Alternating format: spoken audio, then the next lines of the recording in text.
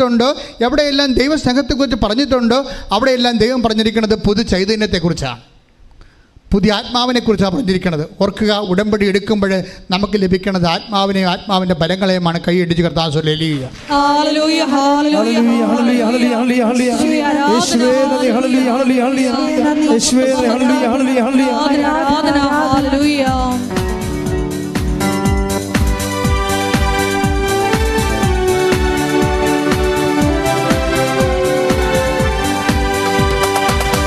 പരിശുദ്ധാത്മാവേ ശക്തി പകർന്നിടണേ, പരിശുദ്ധാത്മാവേ ശക്തി പകർന്നിടണേ, അവിടുത്തെ ബലം നമുക്കാവശ്യമെന്ന് കർത്താവേ നീ അറിയുന്നു, അവിടുത്തെ ബലം നമുക്കാവശ്യമെന്ന് കർത്താവേ നീ അറിയുന്നു. പരിശുദ്ധാത്മാവേ ശക്തി പകർന്നിടണേ, പരിശുദ്ധാത്മാവേ ശക്തി പകർന്നിടണേ. പരമദിവ്യകാരുണ്യത്തിന് നേരവും ആരാധനയും സ്തുതിയും പുകഴ്ചയും ഉണ്ടായിരിക്കട്ടെ. എൻ്റെ മക്കളെ, ഞാൻ നിങ്ങളോട് ചോദിച്ചതാണ്, നിങ്ങൾ ഉടമ്പടി എടുത്തവരാണെന്ന് നിങ്ങൾക്ക് തോന്നുന്നുണ്ടോ?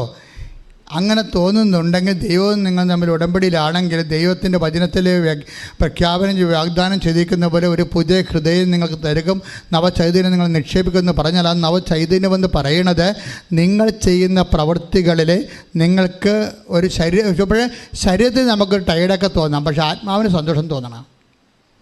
ഉടമ്പടി ഫലിച്ചിട്ടുണ്ടെന്നറിയണം എങ്ങനെയാണ്? ചിലർക്ക് പറയും മരുന്ന് പിടിച്ചിട്ടുണ്ടെന്നാണ് തോന്നണമെന്ന് പറയത്തില്ലേ? ചിലർ പറയും മരുന്ന് കഴിച്ച് കഴിയുമ്പോൾ പറയും മരുന്ന് പിടിച്ചിട്ടുണ്ടെന്നാണ് തോന്നണത്. അതുപോലെ ഉടമ്പടി പിടിച്ചിട്ടുണ്ടെന്നാണ് തോന്നണത്. ആ തോന്നൽ എങ്ങനെ ഉണ്ടാകും? നിങ്ങൾ ചെയ്യുന്ന പ്രവൃത്തികളിൽ നിങ്ങൾക്ക് സന്തോഷം തോന്നണം. ഒരുപക്ഷെ ശരീരത്തിന് വേദനയായിരിക്കും തോന്നണത്, ശരീരത്തിന് വേദനയായിരിക്കും, കാശ് നഷ്ടമാണ്, ഉള്ളിൻ്റെ ഉള്ളിൽ സന്തോഷം തോന്നുന്നുണ്ടോ എങ്കിൽ ഉടമ്പടി പിടിച്ചിട്ടുണ്ട്. പറഞ്ഞ മനസ്സിലായില്ലേ? നിങ്ങൾ ശരീരത്തിന് വേദന, കാശ് നട്ടവും ധന നട്ടമൊക്കെ വന്നിട്ടുണ്ട്, നമ്മുടെ മനസ്സിൽ സന്തോഷവും ഇല്ലെന്നുണ്ടെങ്കിൽ പറഞ്ഞതുപോലെ ചെയ്തിട്ടുണ്ട് എന്നൊക്കെ പറഞ്ഞുകൊണ്ട് ഇങ്ങനെ വരികയല്ലേ. അങ്ങനെ പറഞ്ഞ് ഉടമ്പടി പിടിച്ചിട്ടില്ല, ദൈവസ്നേഹമല്ല, അത് മനുഷ്യാരൂപിയിലാണ്, ജഡാരൂപിയിലാണ് ചെയ്തിരിക്കുന്നത്. ജഡാരൂപിയിൽ നിങ്ങൾക്ക് ഉടമ്പടിയൊക്കെ ചെയ്യാൻ പറ്റുമോ? എന്താ പ്രശ്നം? ദൈവാരൂപി ചെയ്യണമെങ്കിൽ സന്തോഷമുണ്ടാകും. അത് ഒരു 10 പേരെ രോഗികളെ കാണാൻ പോയാലും 10 പേരുടെ കർത്താവിനെ കുറിച്ച് പറഞ്ഞാലും 10 പത്രം 10 സ്ഥലങ്ങളിൽ കൊടുത്താലും വേണമെങ്കിൽ നിങ്ങൾക്ക് 10 പത്രം അടുത്തടുത്ത് കൊടുക്കാൻ പറ്റും. ചിലർ പറയും, അപ്പം ചില വീട്ടിൽ പത്രം കൊടുക്കാൻ ചിലപ്പോൾ പറയും ഇത് ഞങ്ങൾക്ക് കിട്ടിയതാണ്, എന്നാലും ഞാൻ ഇവിടം വരെ വന്നില്ല, ഒന്നുകൂടി ഇരിക്കട്ടെ എന്ന് പറയും. ഇങ്ങനത്തെ അലവലാദികളുണ്ട്, ഭയങ്കര അലവലാദികൾ. ചിലരെ കാണുമ്പോൾ തന്നെ എനിക്കറിയാം ഇത് ഉടമ്പടി പിടിച്ചിട്ടില്ലെന്ന് അറിയാൻ പറ്റും. അതായത് പല വീടുകളിൽ പത്തം കൊണ്ടുണ്ടാക്കിയല്ല, അപ്പോൾ അതിൽ പല ആൾക്കാരുണ്ടല്ലോ ഇതുപോലെ. അപ്പോൾ ഒരു വീട്ടിൽ പത്തം കൊണ്ടൊക്കെ ചെല്ലുമ്പോൾ അവർ പറയും ഇതല്ലേ, ഇതിവിടെ കിട്ടിയതാണ്, എന്നാലും ഞാൻ ഇവിടം വരെ വന്നില്ലേ, വണ്ണം കൂടി ഇരിക്കട്ടെ. എന്ത്? അവർക്ക് പോകാൻ കഴിയില്ല. അളിഞ്ഞ മോന്ത്യമായിട്ട് എങ്ങനെയെങ്കിലും ഒപ്പിക്കാൻ നോക്കുകയാണവർ ഈ വിഷയം. ഇവർ ഉടമ്പടി പിടിച്ചിട്ടില്ല, ജന്മത്തെ പിടിക്കത്തില്ല.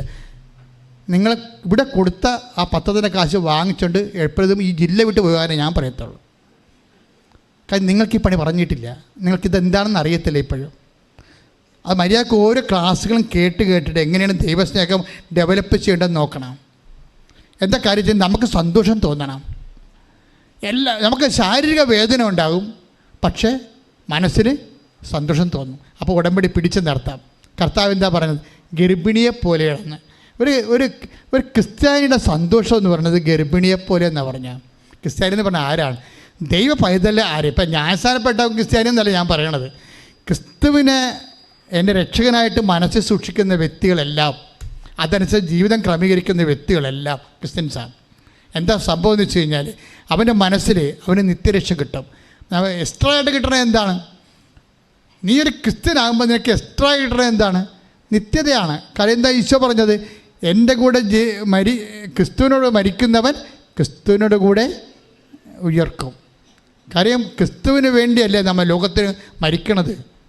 അങ്ങനെ വരുമ്പോൾ എന്ത് പറ്റും? ആ വിശ്വാസം സ്വീകരിക്കുമ്പോൾ എന്നിൽ വിശ്വസിക്കുന്നവൻ മരിച്ചാലും ആ ഒരൊറ്റ വാക്കാണ് കൂടുതലുള്ളത്. മറ്റു മതങ്ങളെക്കാൾ കൂടുതൽ ഇന്നത്തുള്ളത് ഏറ്റവും പ്രാമുഖ്യമുള്ള ഒരു സംഭവം എന്താണ്?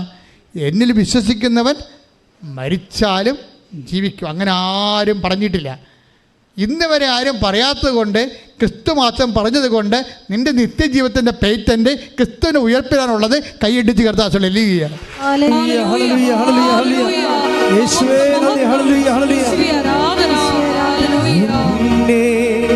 നിത്യതയോടടുപ്പിക്കുന്ന എല്ലാ അനുഭവങ്ങൾക്കും നന്ദി. എന്നെ നല്ല ശിഷ്യനാക്കിയിടുന്ന എല്ലാ തോൽവികൾക്കും നാഥാ നന്ദി. എന്നെ നിത്യതയോടടുപ്പിക്കുന്ന എല്ലാ അനുഭവങ്ങൾക്കും നന്ദി. Praise the Lord. അതായത് ഒരു വ്യക്തി അവളിൽ തന്നെ ജനിച്ചുകൊണ്ടിരിക്കാം. പുതിയ ജന്മങ്ങളിലേക്ക് അവൻ ജീവിച്ചിരിക്കെ തന്നെ പുതിയ ജന്മങ്ങളിലേക്ക് പകർന്നുകൊണ്ടിരിക്കാം. ഇത് സുവിശേഷത്തിൻ്റെ ഒരു ഭയങ്കരമായ ഒരു പ്രക്രിയയാണ്. അതാണ് ഈ ഗർഭിണി എന്ന് പറഞ്ഞല്ലേ. എന്താ ഈശോ പറഞ്ഞു? 16:21 എടുത്തേ. യോഹന്നാൻ 16:21 ശ്രദ്ധിക്കട്ടെ. ഹല്ലേലൂയ ഹല്ലേലൂയ ഹല്ലേലൂയ. യേശുവേ നന്ദി, യേശുവേ സ്തുതി. ഹല്ലേലൂയ. യോഹന്നാൻ 16:21. യോഹന്നാൻ 16:21. സ്ത്രീക്ക് പ്രസവവേദന ആരംഭിക്കുമ്പോൾ അവളുടെ സമയം വന്നതുകൊണ്ട് അവൾക്ക് ദുഃഖമുണ്ടാകുന്നു. ഓക്കെ. എന്നാൽ ശിശുവിനെ പ്രസവിച്ചു കഴിയുമ്പോൾ ഒരു മനുഷ്യൻ ലോകത്തിൽ ജനിച്ചതുകൊണ്ടുള്ള സന്തോഷം നിമിത്തം ആ വേദന പിന്നീട് ഒരിക്കലും അവൾ ഓർമ്മിക്കുന്നില്ല. അപ്പോൾ സന്തോഷമുണ്ട്, വേദനയുണ്ട്, ഇല്ലേ? ഈ പ്രേക്ഷിത പ്രവർത്തനത്തിൻ്റെ പ്രത്യേക ഗുണമാണ്. അതായത് നമ്മൾക്ക് ശാരീരികം, ഇപ്പോൾ ഒരു സ്ഥലത്ത് നടന്നു പോയി നമ്മൾ പത്രം കൊടുക്കണം, ഒരു ആശുപത്രിയിൽ പോയി രോഗികളെ കാണണം, ഇല്ലേ? അപ്പോൾ കയ്യിൽ നിന്ന് ചിലപ്പോൾ കയ്യിലുള്ള കാശും ബസ് കാശും ഒഴിച്ച് ബാക്കിയുള്ള അവർക്ക് കൊടുക്കുകയും ചെയ്യേണ്ടി വരും. അപ്പോൾ നമുക്ക് നഷ്ടമാണ്. അപ്പോൾ ശാരീരിക നഷ്ടമാണ്. പക്ഷേ ആ സമയം തന്നെ നമുക്ക് മനസ്സിൽ സന്തോഷം തോന്നണം. സന്തോഷം തോന്നാത്ത ആൾക്കാരുണ്ട്. അവർ ചെയ്യണത് ടെക്നിക്കലായിട്ടുള്ള ജോലിയാണ്, പ്രേക്ഷിത പ്രവർത്തനം അല്ല അത്. അതായത് ഗർഭിണികളെ പോലെയാണ്. ഗർഭിണികൾക്ക് എന്താ സംഭവിക്കണത്? അവർ പ്രസവിക്കുമ്പോൾ അവർക്ക് ആ പ്രസവ വേദന ഉണ്ട്, പക്ഷേ കുട്ടിയുടെ കാര്യം ഓർക്കുമ്പോൾ സന്തോഷമുണ്ട്. കർത്താവ് ഒറ്റ സെമിലിയാണ് ഉപയോഗിച്ചിരിക്കണത്. അത് തന്നെ നമുക്ക് ഉള്ളത്. നമ്മൾ ജോലി ചെയ്യുമ്പോൾ, കർത്താവിന് വേണ്ടി പ്രേക്ഷിത പ്രവർത്തനങ്ങൾ ചെയ്യുമ്പോൾ നമുക്ക് സങ്കടമോ വിഷമമൊക്കെ ഉണ്ടാവും. പക്ഷെ ക്രിസ്തുവിന് വേണ്ടിയാണല്ലോ എന്ന് ഓർക്കുമ്പോൾ നമുക്ക് സന്തോഷമുണ്ടാകും. അങ്ങനെ നിൻ്റെ പ്രേക്ഷിത പ്രവർത്തനത്തിൽ സന്തോഷമില്ലെങ്കിൽ നീ ചെയ്യണ ജോലി ക്രിസ്തുവിന് വേണ്ടിയുള്ളതല്ല, നിനക്ക് വേണ്ടിയുള്ളതാണ്. ഇത് വിവേചിച്ച് മനസ്സിലാക്കണം. മനസ്സിലായി? ഇത് പെട്ടെന്നൊന്ന് നമ്മളൊരു ഓപ്ഷൻ മാറിക്കിടക്കണം എന്ന് പറഞ്ഞില്ലേ? നമ്മുടെ ഈ ഉടമ്പടി പലപ്പോഴും സെൽഫ് ഓപ്ഷനിൽ കിടക്കുകയാണേ. എന്നുവെച്ചാൽ എൻ്റെ ജോലി, എൻ്റെ വീട്, എൻ്റെ PR അത് നടന്നില്ല എന്നുണ്ടെങ്കിൽ ഈ പ്രാവശ്യം നമുക്ക് കയറിപ്പോകാൻ പറ്റുന്നില്ല, ഈ ആഴ്ച ഓഫർ ലെറ്റർ വന്നില്ലെങ്കിൽ കൂട്ടുകാരുടെ കൂടെ പോകാൻ പറ്റത്തില്ല എന്ന് വിചാരിച്ചാൽ നീ മോന്തം കയറ്റി ഉടമ്പടിയിൽ ഉഴപ്പ് നിൽക്കണമെങ്കിൽ നിൻ്റെ ജോലി നിൻ്റെ വയറ്റിപ്പിഴപ്പായിട്ട് ദൈവത്തെ നീ ദുരുപയോഗിക്കുകയാണ്. അതാണ് പ്രശ്നം. അങ്ങനെ വന്നു കഴിഞ്ഞാൽ നീ ദൈവത്തിനാണ് പ്രാധാന്യം എന്നുണ്ടെങ്കിൽ എൻ്റെ ദൈവത്തിനറിയാം ഞാൻ എന്ത് ചെയ്യണമെന്ന്. കഴിഞ്ഞ ദിവസങ്ങളിൽ ഷൈജു എന്നും പറഞ്ഞ് എറണാകുളം സൈഡിൽ നിന്നൊരു സാക്ഷി ഉണ്ടായിരുന്നു, കോതാട്. ആ സാക്ഷ്യം നല്ല രസമാണ്. പുള്ളിക്കാരൻ ഒരു ഓഫ് ഷോർ റിഗിൽ വർക്ക് ചെയ്യുന്ന ആളാണ്. ഓഫ് ഷോർ റിഗ് എന്ന് പറയുന്നത് എണ്ണ ഖനനം ചെയ്തെടുക്കണ കടലിലെ എണ്ണക്കനിയാണ്. അതിലേക്ക് ബോട്ടിൽ ബോട്ടിലും കപ്പലിലൊക്കെ പോകും. അങ്ങനെ അതിൽ വർക്ക് ചെയ്യുന്ന ഒരാളാണ്. അപ്പോൾ 1 മാസം വർക്ക് ചെയ്യാം, പിന്നെ വീട്ടിൽ 1 മാസം നിൽക്കാം. കാര്യം അതെല്ലാം അപകട മേഖലയായത് കാരണം ഇങ്ങനെ ഒറ്റയടിക്ക് ജോലി കൊടുക്കത്തില്ല. റെസ്റ്റ് എടുത്താണ് ജോലി കൊടുക്കുന്നത്. പക്ഷേ ഇപ്പോൾ പുള്ളിക്കൊരു പ്രശ്നം എന്താ വെച്ചാൽ ഇവിടെ കൈ രണ്ടും തളർന്നു പോയി. അത് കാൽഷിഫിക്കേഷൻ എന്ന് പറഞ്ഞൊരു രോഗമാണ്. അസ്ഥികളിലൊക്കെ ഇങ്ങനെ എല്ല് വളർന്ന് കൂടും. അങ്ങനെ കൈ ജോയിൻസിൽ എല്ല് തന്നെ വളർന്ന് കൂടിയിരിക്കണ കാരണം കൈ പൊക്കാൻ പറ്റുന്നില്ല. കൈ ഇങ്ങനെ ഇടിച്ച് തല്ലി കിടക്കുകയാണ്. അപ്പോൾ ഡോക്ടറുടെ അടുത്ത് ചെന്നപ്പോൾ പറഞ്ഞ് 2-3 ആശുപത്രി ആയുർവേദം ഇംഗ്ലീഷൊക്കെ മരുന്ന് കാണിച്ചെങ്കിലും ഒന്നും ശരിയായില്ല. പുള്ളിയുടെ ജോലി നഷ്ടപ്പെടാൻ പോവുകയാണ്. അപ്പോഴേ അദ്ദേഹത്തിന് എന്നെ അലോപ്പതി ചെന്നപ്പോഴേ സ്കാൻ ചെയ്ത് MRI ഒക്കെ എടുത്തു കഴിഞ്ഞപ്പോൾ പറഞ്ഞ് കാൽസിഫിക്കേഷനാണ്, കീ ഹോൾ ഓപ്പറേഷൻ ചെയ്യണം, 6 മാസത്തെ റെസ്റ്റ് ഉണ്ടെന്ന് പറഞ്ഞു. 6 മാസത്തെ റെസ്റ്റ് ഉണ്ടെങ്കിലും ഇയാളുടെ ജോലി എന്ന് പറയുന്നത് ഇയാൾ മെക്കാനിക്കാണ്. അപ്പോൾ പല സംഭവങ്ങൾ എടുത്ത് പൊക്കേണ്ടി വരുമോ, അല്ലെങ്കിൽ വെറുതെ ഇരിക്കാൻ പറ്റത്തില്ല. അപ്പോൾ 6 മാസത്തെ റെസ്റ്റ് ആകുമ്പോൾ ജോലി പോവുകയും ചെയ്യും. അതാണ് എൻ്റെ ആപ്പടെ പുള്ളിക്ക് പ്രശ്നമായി. വേദനയാണെങ്കിൽ സഹിക്കാൻ പാടില്ല. പുള്ളിക്കാരനാണെങ്കിൽ ഭാര്യയ്ക്ക് വിശ്വാസമുണ്ട്, അമ്മയ്ക്ക് വിശ്വാസമുണ്ട്. ഇയാൾക്ക് വിശ്വാസം ഇല്ലെന്നൊന്നും പറയണില്ല, ഉണ്ട്. ഇങ്ങനെയുള്ള ഉടമ്പടി വിശ്വാസം, മാധ്യസ്ഥ വിശ്വാസമൊന്നുമില്ല. പുള്ളി പറയുന്നുണ്ട്, സാക്ഷ്യത്തിലൊന്നും എനിക്ക് വിശ്വാസമില്ല. സാക്ഷ്യം പുള്ളി ധരിച്ചു വെച്ചിരിക്കണത്, സാക്ഷ്യം എന്ന് പറയുന്നത് ഒത്തിരി അതിഭാവുകത്വം ഉണ്ടാകുന്നതാണ്. ഇല്ല, 10 അനുഭവം ഉണ്ടെങ്കിൽ 100 പറയണതാണെന്നാണ് വിചാരിച്ചത്. അത് പുള്ളി അത് കേൾക്കത്തില്ല. അപ്പം അതുകൊണ്ട് പക്ഷേ ഇപ്പോഴെന്താ പ്രശ്നം വെച്ചാൽ, ഓപ്പറേഷൻ ചെയ്താലും ജോലി പോകും, ചെയ്തില്ലേ ജീവിക്കാൻ പറ്റത്തില്ല. ഇപ്പോൾ അഴുകാൻ തുടങ്ങി. ഇങ്ങനെ കൈ പൊക്കാൻ പാടില്ലാതെ കൈ ഇങ്ങനെ കക്ഷത്ത് കിടന്ന് കക്ഷം അഴുകാൻ തുടങ്ങി. ഇപ്പോൾ വല്ലാത്തൊരു വിഷയത്തിലേക്ക് പുള്ളി പോയിക്കൊണ്ടിരിക്കുകയാണ്. അപ്പോൾ രാത്രി വേദന കൂടിയപ്പോൾ ഡോക്ടർ 3 ആഴ്ച കഴിഞ്ഞാണ് ഓപ്പറേഷൻ പറയണത്. അപ്പോൾ രാത്രി വേദന കൂടിയപ്പോൾ പുള്ളിക്കാരെന്ന് പറഞ്ഞ് നാളെ ഓപ്പറേഷൻ ചെയ്തെങ്കിൽ അത്രയും മതിയായിരുന്നു, സഹിക്കാൻ പറ്റാത്ത വേദനയെന്ന് പറഞ്ഞ്. അപ്പോൾ ഒരു മാർഗ്ഗമില്ല. അപ്പോൾ അവിടെ മേശപ്പുറത്ത് കൊന്ത ഇരിപ്പുണ്ട്. പുള്ളി കൊന്ത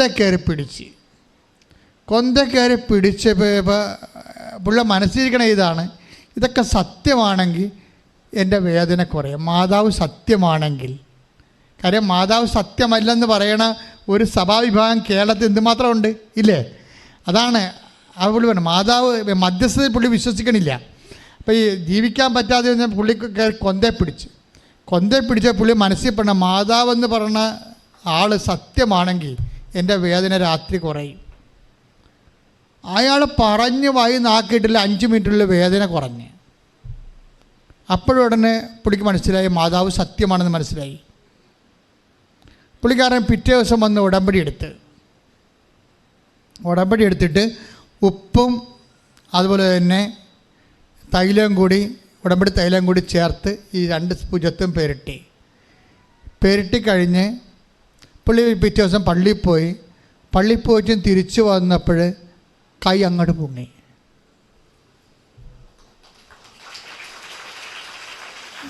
കൈ പൊങ്ങിയപ്പോൾ പുള്ളിക്കാരൻ പറഞ്ഞത്, ഡോക്ടർ പറഞ്ഞിരിക്കണത്, ഡോക്ടറിൻ്റെ അടുത്ത് ഡോക്ടർ പറഞ്ഞപ്പോൾ ഒരു മുസ്ലിം ഡോക്ടറാണ്, ഇത് അത്ഭുതമായിരിക്കണമല്ല എന്ന് പറഞ്ഞ്. എന്താണ് കാര്യം, എങ്ങനെ പൊങ്ങിയെന്ന് പുള്ളി ഡോക്ടറിനോട് പറഞ്ഞില്ല. പക്ഷേ ഡോക്ടർ പറഞ്ഞ് റെസ്റ്റ് എടുക്കണമെന്ന് പറഞ്ഞ്, വെയിറ്റൊന്നും എടുക്കരുതെന്ന് പറഞ്ഞ്. പക്ഷേ പുള്ളിക്കാരൻ 1 മാസം കഴിഞ്ഞപ്പോൾ വർക്കിന് പോയി. അയാൾ പറയണത്, ഞാനിപ്പോൾ 25 കിലോ ഒക്കെ എടുത്ത് പൊക്കണുണ്ടെന്നാണ് പറയണത്. അതെന്താ വെച്ചാൽ നമ്മൾ അയാളുടെ വിശ്വാസം എന്ന വില കണ്ടില്ലേ, അയാൾക്ക് 0 ഫെയ്ത്താണ്. ബേസിക് ഫെയ്ത്ത് ഉണ്ട്, മാതാവിൽ പ്രത്യേകിച്ച് മാധ്യസ്ഥതയിൽ വിശ്വാസമില്ല. പക്ഷെ ഒരു വിഷയം വന്നപ്പോൾ ആപ്ലിക്കേറ്റ് ചെയ്യാൻ അയാൾ തയ്യാറായി, അല്ലേ? ഈ കാര്യം വേറെ ഒരു ഓപ്ഷൻ ഇല്ല. കൊന്തക്കയറി പിടിച്ചപ്പോൾ അയാൾ പറയും, എൻ്റെ കൊന്ത എൻ്റെ ജന്മത്തിൽ ഞാൻ കൈകൊണ്ട് എടുത്തിട്ടില്ലെന്നാണ് പറയണത്. പക്ഷേ ഇപ്പോൾ കൊന്ത കഴുത്തായിട്ടുണ്ട് നടക്കുകയാണ്. അതായത് ആ മനുഷ്യൻ പറയണത് ഇതില്ല, നിങ്ങൾ സാക്ഷി കിടപ്പുണ്ട്, നോക്കിയാൽ മതി, ഇന്നിടുന്നുണ്ട് അത് എന്ന് വെച്ച് കഴിഞ്ഞാൽ നമ്മൾ വേറെ ഒരു ലോകത്തേക്ക് അങ്ങനെ പോവുകയാണ്. ദൈവം നമ്മളെ കൈ പിടിച്ചുകൊണ്ട് പോവുകയാണ്. ഇപ്പം ഞാൻ മാതാവിനെക്കുറിച്ചൊക്കെ പറയുമ്പോൾ നിങ്ങൾ ചിലരൊക്കെ പറയും, എൻ്റെ സഭാധികാരി തന്നെ ചില സമയത്ത് പറഞ്ഞിട്ടുണ്ട് എന്നോട്, ഇത് മരിയൻ ഡിവോഷനാണ്, ഓവറായിട്ട് പ്രൊമോട്ട് ചെയ്യണമെന്ന് പറയും. ചില അച്ഛന്മാരൊക്കെ പറഞ്ഞാൽ മരിയൻ ഡിവോഷനാണ്, ഓവറായിട്ട് പ്രൊമോട്ട് ചെയ്യണമെന്ന്. എന്താ പ്രശ്നമെന്ന് വെച്ച് കഴിഞ്ഞാൽ, ഞാൻ മാതാവിനെ പ്രൊമോട്ട് ചെയ്യല്ല, മാതാവിനെ ആരും പ്രൊമോട്ട് ചെയ്യേണ്ട ആവശ്യമില്ല, അത് ദൈവം പ്രൊമോട്ട് ചെയ്തോളും. ദൈവം പ്രൊമോട്ട് ചെയ്തിട്ടാണ് അവർ യേശുവിൻ്റെ അമ്മയായി വന്നിരിക്കുന്നത്, അല്ലാതെ മനുഷ്യന്മാർ പ്രൊമോട്ട് ചെയ്തിട്ടല്ല. പ്രശ്നം അതല്ല വിഷയം വരാൻ പോണത്. ആവശ്യമില്ലാത്ത തെറ്റിദ്ധാരണ ആർക്കും ഉണ്ടാകേണ്ട ഒരു കഥയുമില്ല അതിൻ്റെ അകത്ത്. എന്താ വിഷയം? ഞാനൊരു കാര്യം ചെയ്യട്ടെ. ഇപ്പം ചക്കാലയ്ക്ക് പിതാവ് അൾത്താരെ വന്നപ്പോൾ, അത്തെങ്കിൽ അൾത്താരെ കൃപായെല്ലാം വന്നപ്പോൾ അമ്മ എന്താ, ഞാൻ കൃപാസനം മാതാവിൻ്റെ സ്വരം കേട്ടു, അമ്മ എന്നോട് പറഞ്ഞു ഞാൻ നിനക്ക് വേണ്ടി കാത്തിരിക്കുകയാണ്. അതിന് പകരം അമ്മ പറഞ്ഞില്ല, കർത്താവാണ് പറഞ്ഞതെന്ന് എനിക്ക് പറയാൻ പറ്റുമോ? അമ്മയല്ലേ പറഞ്ഞത്. അപ്പം മരിയൻ നമ്മളെപ്പോഴും മനസ്സിലാക്കേണ്ട ഇത് ദൈവ പദ്ധതിയിലുള്ളതാണ് അമ്മ. നമ്മളുടെ മാധ്യസ്ഥമായിട്ടും മാതൃകയായിട്ടും നമ്മൾ ക്രിസ്തുവിന് വേണ്ടി ജീവിക്കാൻ വേണ്ടി, ദൈവരാജ്യത്തിൻ്റെ പ്രവർത്തനത്തിന് വേണ്ടി ക്രിസ്തുവിനെ ഒരാൾ സ്വീകരിച്ചാൽ അയാൾ എങ്ങനെ ഇരിക്കും, അയാളുടെ ജീവിതം അത് പ്രായോഗികമാണോ, ഈ ലോകത്തോട് ക്രിസ്തീയ ജീവിതം പ്രായോഗികമാണെന്ന് പറഞ്ഞ ആദ്യത്തെയും ഏറ്റവും സമ്പൂർണ്ണമായ വ്യക്തിത്വമാണ് പരിശുദ്ധമ്മ എന്ന് പറഞ്ഞാൽ അത് പ്രൊമോട്ട് ചെയ്യണം മരിയൻ ഡിവോഷൻ അല്ല. കറക്റ്റ് കർത്താവിനെക്കുറിച്ചുള്ള ദൈവിക പദ്ധതിയാണ് മാതാവിലൂടെ നമ്മളെ വെളിച്ചത്ത് കൊണ്ടുവന്നിട്ട് ആ മനുഷ്യൻ തന്നെ കയറി പിടിക്കണം. എന്താണ്? കൊന്ത കയറി പിടിച്ചിട്ട് പറയുന്നത് എന്താണ്? മാതാവ് സത്യമാണെങ്കിൽ ഇപ്പം എൻ്റെ വേദന കുറയും. അപ്പോഴെന്താണ് ദൈവം പറഞ്ഞത്? മാതാവ് സത്യമാണ്. ഇനി നീ കാണാൻ പോണ പൂരം വേറെയാണെന്ന് പറയും.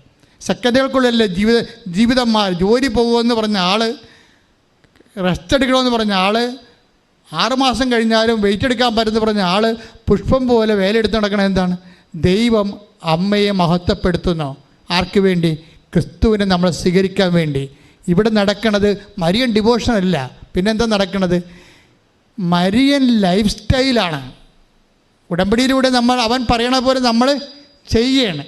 മാതാവിൻ്റെ മധ്യസ്ഥതയിൽ അതെന്താണ്? മരിയൻ ലൈഫ് സ്റ്റൈലാണ്. അതായത് മാതാവിൻ്റെ ജീവിത രീതി നമ്മൾ അനുവർത്തിച്ചുകൊണ്ട് ദൈവരാജ്യത്തിന് വേണ്ടി പ്രവർത്തിക്കുന്ന ഒരു സമൂഹം ദൈവത്തിനെ സാക്ഷ്യപ്പെടുത്തിക്കൊണ്ട് മരിയൻ മധ്യസ്ഥതയിലെ ദൈവരാജ്യത്തിലെ ആയിരിക്കുന്ന വലിയൊരു അവസ്ഥയാണ് നമ്മൾ ഉടമ്പടിയിലൂടെ ഓരോ ദിവസം കണ്ടുകൊണ്ടിരിക്കുന്നത്. ഉടമ്പടി എടുത്തിരിക്കുന്നവർ പരിശുദ്ധ അമ്മയിലൂടെ ക്രിസ്തുവാണ് നിങ്ങളെ വിളിച്ചിരിക്കുന്നത്. ദൈവപിതാവിൻ്റെ മഹത്വത്തിന് വേണ്ടിയുള്ള ഒരു പൊതുവായിട്ടുള്ള സ്വർഗത്തിൻ്റെ കാര്യപരിപാടിയുടെ ഭാഗമായിട്ടാണ് ലോകത്തിൽ ഉടമ്പടി വന്നെങ്കിൽ ആ ഉടമ്പടി ഇന്ന് എല്ലാ മനുഷ്യർക്കും എടുത്തുകൊണ്ട് എല്ലാ മനുഷ്യരെയും ഉടമ്പടിയുടെ ഭാഗമാക്കി മാറ്റുന്ന അന്ത്യകാലത്തെ ദൈവിക പദ്ധതിയായിട്ടാണ് അമ്മ പ്രത്യക്ഷപ്പെട്ടതും. അമ്മ പ്രത്യക്ഷപ്പെട്ട് പറഞ്ഞ് ദുരന്തമുണ്ടാകാൻ പോണ പ്രാർത്ഥിക്കണമെന്ന് പറഞ്ഞപ്പോൾ നെഞ്ചിൽ കടികാര സമയം കാണിച്ചിട്ടുണ്ട്. നെഞ്ചിൽ കടികാര സമയം കാണിച്ചുകൊണ്ട് സമയത്തിൻ്റെ സമാപ്തിയിലേക്ക് പ്രവേശിക്കണം നമ്മൾ. അതുകൊണ്ട് തന്നെ ഇനി ദുരന്തകത്തിൻ്റെ കാലങ്ങളുണ്ടാകും. പതറരുത്, പ്രാർത്ഥനയാണ് മെച്ചമെന്ന് പറഞ്ഞുകൊണ്ട് ദൈവം അമ്മയോട് പറഞ്ഞിട്ട് അമ്മയാണ് നമ്മുടെ മധ്യസ്ഥയായിട്ട് വെച്ചിരിക്കുന്നത്. കഴിഞ്ഞ കാലഘട്ടങ്ങളിലെല്ലാം മാലാഖമാർ വന്ന് പറയുന്ന ദൈവത്തിൻ്റെ മാധ്യസ്ഥ വഹിച്ചപ്പോൾ ഈ കാലഘട്ടങ്ങളിലെ ലൂർദിലായാലും ഫാത്തിമയിലും കൃപാസനത്തിലായാലും എവിടെയായാലും അമ്മയിലൂടെ ദൈവം തൻ്റെ ദൗത്യത്തെ ലോകത്തിൻ്റെ അവസാനം വരെ ജനത്തിൻ്റെ വിശുദ്ധീകരണത്തിനും ശക്തീകരണത്തിനുമായി തുറന്നുകൊണ്ടുപോയിരിക്കുന്ന വലിയ പദ്ധതിയുടെ ഭാഗമായി ദൈവം നമ്മളെ മാറ്റിയതിൽ കൈയടിച്ചു കൊണ്ട് കർത്താവ്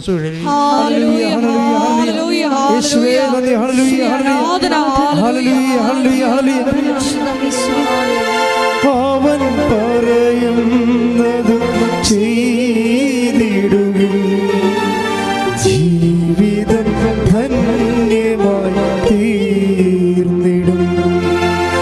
അവൻ പറയുന്നത് ചെയ്തിടുകിൽ ജീവിതം ധന്യമായി തീർന്നിടും. വാഗ്ദാനം പേടകമേ സ്വർഗീയ പൊന്മലരേ കൃപാസനത്തിൻ്റെ അമ്മേ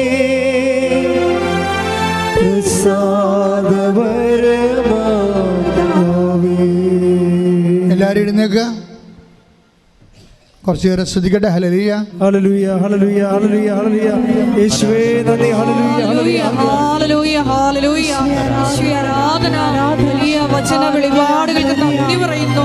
യേശുവേ ഞങ്ങളെ മരിയൻ പോരാളികളാക്കി മാറ്റണമേ എന്ന് പ്രാർത്ഥിക്കുന്നു.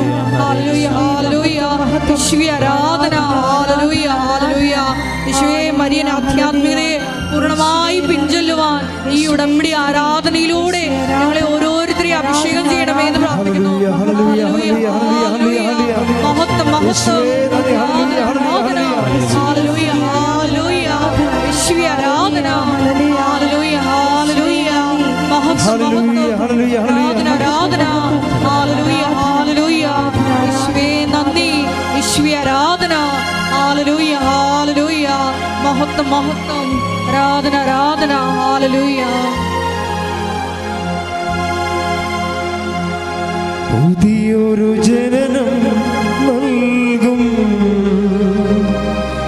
പരിശുദ്ധാത്മാവേ, പുതിയൊരു ശക്തിയിലുണരാ കൃപ നീ ചൊരിയണമേ.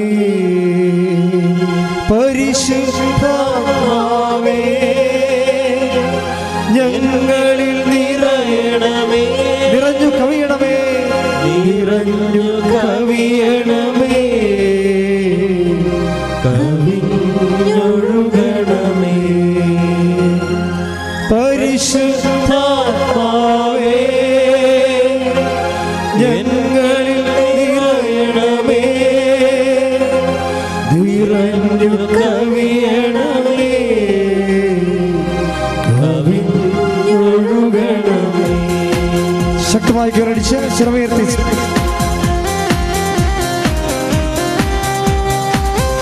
ദൈവസ്നേഹത്തോടെ നമുക്ക് ചേർന്ന് പാടാം.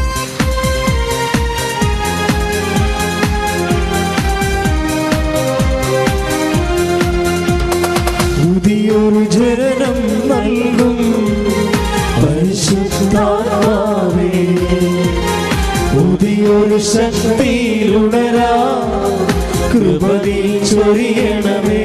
ശക്തിയോടെ പുതിയൊരു ജനനം നൽകും പരിശുദ്ധാത്മാവേ, പുതിയൊരു ശക്തിയിലുണരാ കൃപ നീ ചൊരിയണമേ. കൈകൾ ഉയർത്തി.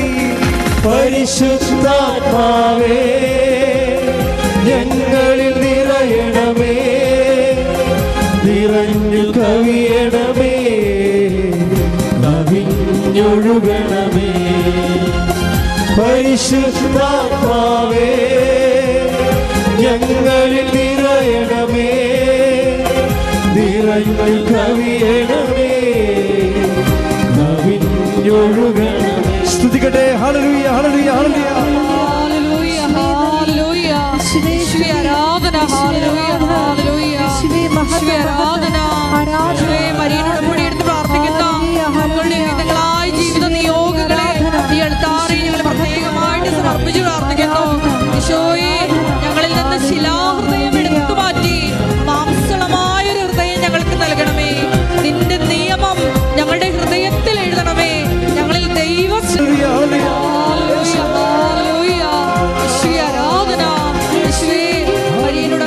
ഞങ്ങളെല്ലാവരും മരിയൻ ആധ്യാത്മികത പിന്തുടരുവാനുള്ള വലിയ കൃപ ഞങ്ങൾക്ക് നൽകണമേ.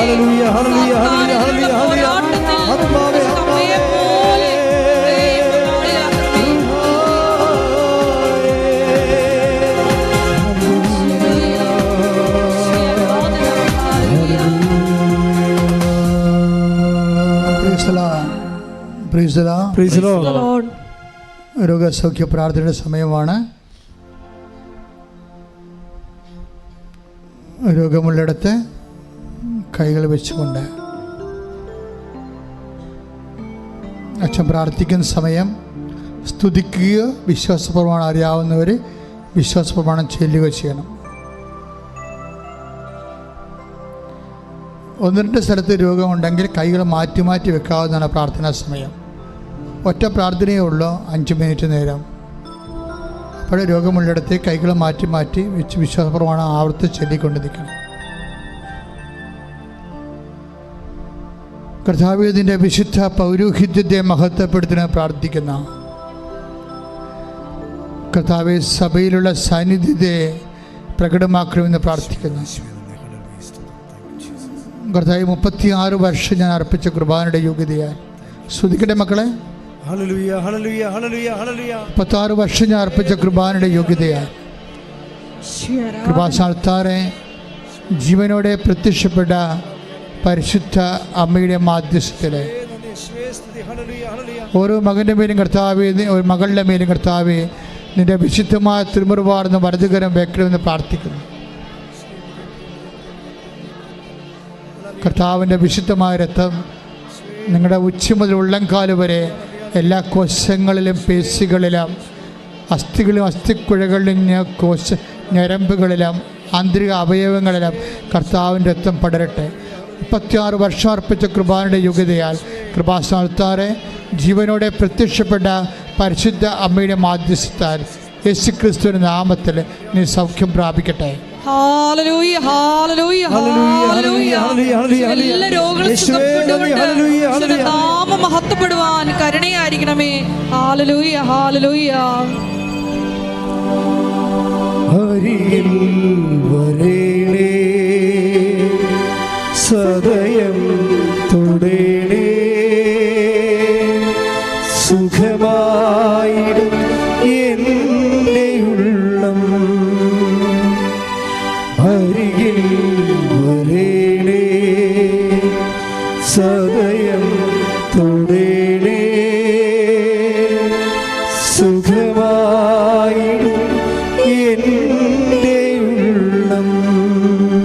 എൻ്റെ പ്രിയപ്പെട്ടവരുടെ ജീവിത ദുരിതങ്ങളും തടസ്സങ്ങളും അത് മാറുന്നതിന് വേണ്ടിയുള്ള ദൈവിക ശാസന പ്രാർത്ഥനയാണ്.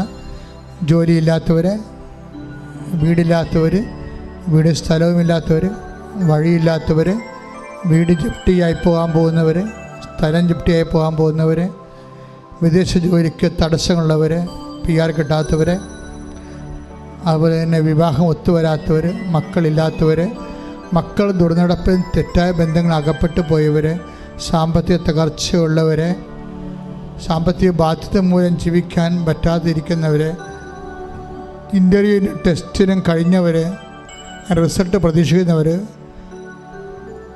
പുതിയ ഇൻ്റർവ്യൂവും ടെസ്റ്റും കാത്തിരിക്കുന്നവർ, പരീക്ഷ എഴുതാൻ പോകുന്നവർ, പരീക്ഷ എഴുതി കഴിഞ്ഞവർ, റീവാലുവേഷന് കൊടുത്തിട്ടുള്ളവർ, യാത്രയ്ക്ക് ഒരുങ്ങുന്നവർ, അങ്ങനെ ജീവിതത്തിൻ്റെ വ്യത്യസ്തങ്ങളായ മേഖലകളിലെ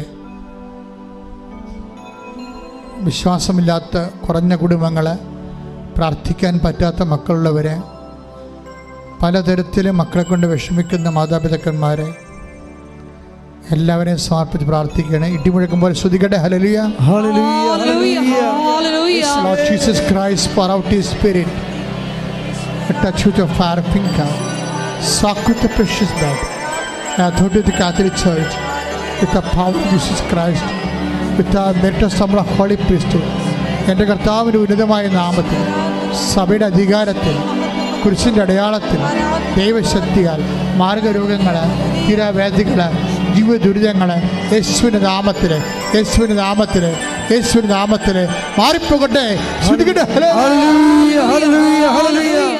യേശുവേ ഹല്ലേലൂയ ഹല്ലേലൂയ ഹല്ലേലൂയ. യേശുവേ ആരാധന. വരേണമേ എന്നിൽ നിറയണമേ